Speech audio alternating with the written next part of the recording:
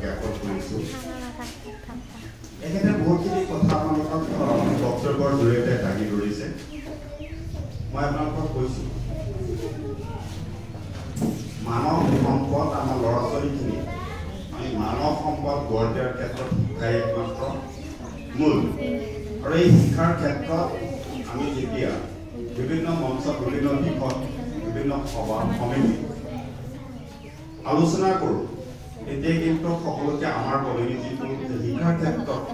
যথেষ্টখিনি পিছুৱাই আছিলে আজি কিন্তু অলপ হ'লেও একোচ কৰি এটা লেভেলত অলপখিনি আগুৱাই গৈছে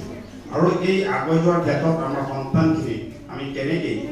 আৰু ভালকৈ আগুৱাই লৈ যাব পাৰোঁ সকলো দিশতে আজি আপোনালোকে চাওক IAS IPS বা ডাঙৰ যিখিনি শিক্ষা গ্ৰহণৰ পৰা মূল বিষয় সেইখিনি যদি আমি যাবলৈ বিচাৰোঁ তেতিয়া সকলো দিশতে কিন্তু আমাৰ ল'ৰা ছোৱালীৰ নলেজ থাকিব আমি অকল এটা দিশত নলেজ ল'বলৈ নহ'ব আমি সকলো দিশতেই নলেজ ল'ব লাগিব এতিয়া আমি যেতিয়া প্ৰথমবাৰৰ কাৰণে আৰ্ট স্কুলখন ইয়াত স্থাপন কৰা হ'ল বৰাকৰ মহাবিদ্যালয়ত কৰা হৈছিলে আৰু যেতিয়া তাত কৰা হ'ল আমি এটা ভাবিছিলোঁ যে কিমানখিনি সফল হ'ব নহ'ব মই আক্ৰামণিক কৈছিলোঁ মানসিক কৈছিলোঁ পৰা দেখা যাব কি হয় চেষ্টাৰ অহাতে একো নাই আৰু এই আৰ্ট স্কুলখন এখন বৰাকত লাগে তাৰ কাৰণে কৰা হৈছিলে কিন্তু এতিয়া আৰু এটা গুড নিউজ আপোনালোকক দিয়া হৈছে যে বৰ্তমান আজমল ছুপাৰ 40 কাৰণেই হওক নবোদয়ৰ কাৰণেই হওক কোচিঙৰ ব্যৱস্থাটো কৰা হৈছে আজি আমাৰ ল'ৰা ছোৱালী বৰাকৰ হায়াৰ ছেকেণ্ডেৰীত আমাৰ নবোদয়ৰ পৰীক্ষা হয় কিন্তু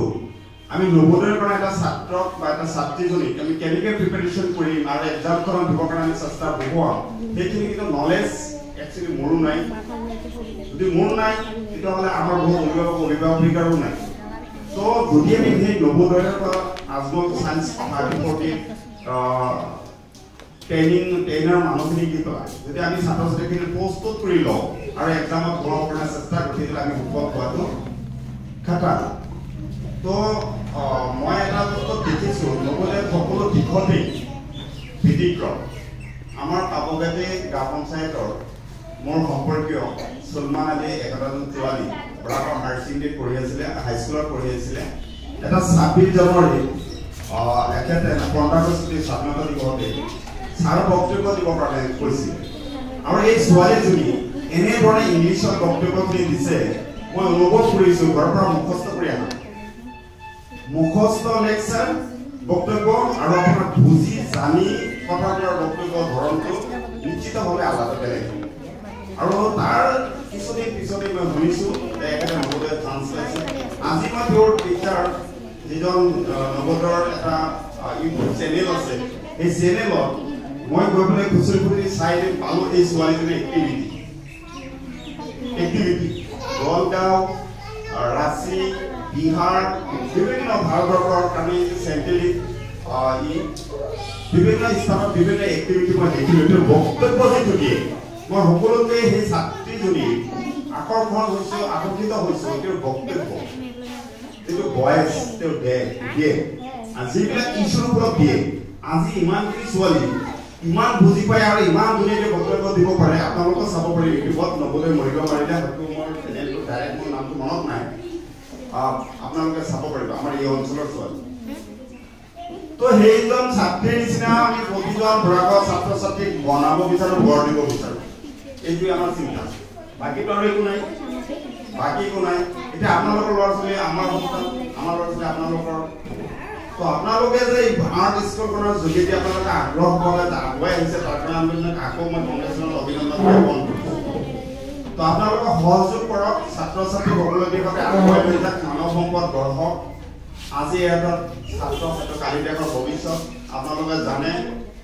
নৰেন্দ্ৰ মোদী শ্ৰীযুত ভাৰতৰ প্ৰধানমন্ত্ৰী নৰেন্দ্ৰ মোদী ডাঙৰীয়াও চাহ বিক্ৰেতা এজন আছিল সেই চাহ বিক্ৰেতা ব্যক্তিজন কেতিয়াও ভবা নাছিল যে ভাৰতবৰ্ষৰ নিচিনা সৰ্ববৃহৎ ৰাষ্ট্ৰৰ প্ৰধানমন্ত্ৰী হ'ব এপিজে আব্দুল কালাম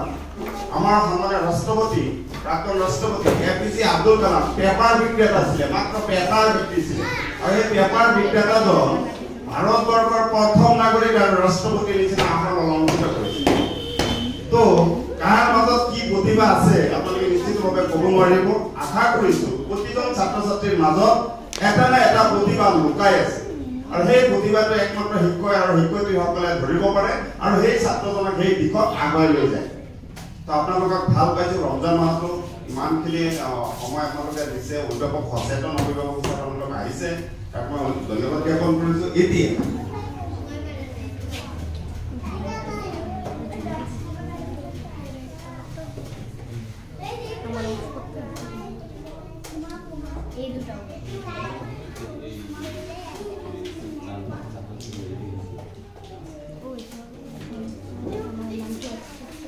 তো ইতিমধ্যে যেটা ডান্স আৰু আৰ্ট এটা বিষয়ৰ পাবলিক স্পিকিং ডান্স আৰু আৰ্ট যেগুলো কৰেছে আমাৰ লোক প্ৰদৰ্শন কৰে ৰেখেছে এখানে আমাৰ আমন্ত্ৰিত অতিথি আছে এখানে চাব আৰু ডান্স ইমান দিনে আমাৰ ছাত্ৰছাত্ৰী কেনেধৰণে শিকিছে বা কেনেধৰণে আগবাঢ়িছে সেইখিনিও পানী ধৰিবৰ কাৰণে এজন ছাত্ৰৰ যোগেদি অনুষ্ঠানটো আগুৱাই নিয়াৰ কাৰণে মই সাংসদ আকাশী ডাঙৰীয়াক অনুৰোধ জনাইছোঁ আৰু ছাৰক